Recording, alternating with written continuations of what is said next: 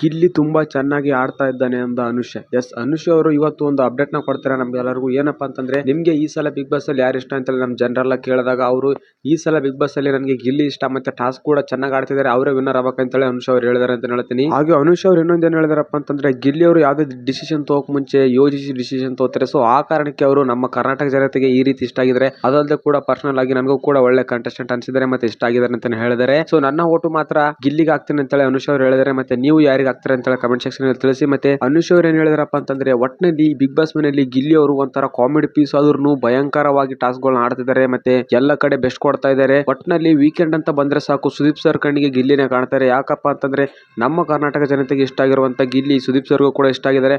ಅದಲ್ಲದೆ ಪರ್ಸನಲ್ ಆಗಿ ನನಗೂ ಕೂಡ ಇಷ್ಟ ಆಗಿದ್ದಾರೆ. ಮತ್ತೆ ನಾನು ಯಾವಾಗಲೂ ವೋಟ್ ಮಾಡ್ತಾ ಇರ್ತೀನಿ, ಮತ್ತೆ ನೀವು ಕೂಡ ವೋಟ್ ಮಾಡಿ ಗಿಲ್ಲಿನ ವಿನ್ನರ್ ಆಗಿ ನೋಡ್ಲಿಕ್ಕೆ ಇಷ್ಟಪಡ್ತೀನಿ ಅಂತ ಹೇಳಿ ಅನುಷ್ ಅವರು ಹೇಳಿದ್ದಾರೆ. ಸೊ ನನಗನ್ಸುತ್ತೆ ಅನುಷ್ ಅವ್ರಿಗೂ ಕೂಡ ಗಿಲ್ಲಿ ಇಷ್ಟ ಅಂತ. ನಿಮ್ಗೆ ಅನ್ಸುತ್ತೆ ಹೇಳಿ. ನನಗೂ ಕೂಡ ಗಿಲ್ಲಿ ಇಷ್ಟ, ಗಿಲ್ಲಿಗೆ ವೋಟ್ ಮಾಡ್ತೀನಿ. ನಿಮ್ಗೆ ಯಾರು ಇಷ್ಟ ಅಂತ ಹೇಳಿ ಕಮೆಂಟ್ ಸೆಕ್ಷನ್ ಅಲ್ಲಿ ಕಮೆಂಟ್ ಮಾಡಿ. ಮತ್ತೆ ಗಿಲ್ಲಿ ಇಷ್ಟ ಆದ್ರೆ ಗಿಲ್ಲಿ ಅಂತ ಹೇಳಿ ಕಮೆಂಟ್ ಮಾಡಿ. ನೋಡೋಣ ಮುಂದೆ ಎಲ್ಲ ಯಾವ ರೀತಿ ಅಪ್ಡೇಟ್ಸ್ ಬರ್ತವೆ ಅಂತ ಹೇಳಿ ಕೊಡ್ತಾ ಇರ್ತೀನಿ. ಸೊ ಇದೇ ರೀತಿ ಅಪ್ಡೇಟ್ಸ್ ಗೋಸ್ಕರ ನನ್ನ ಚಾನಲ್ ಸಬ್ಸ್ಕ್ರೈಬ್ ಮಾಡಿ ಇಟ್ಕೊಳ್ಳಿ. ಹಾಗೆ ಈ ವಿಡಿಯೋವನ್ನು ಲೈಕ್ ಆಗಿ.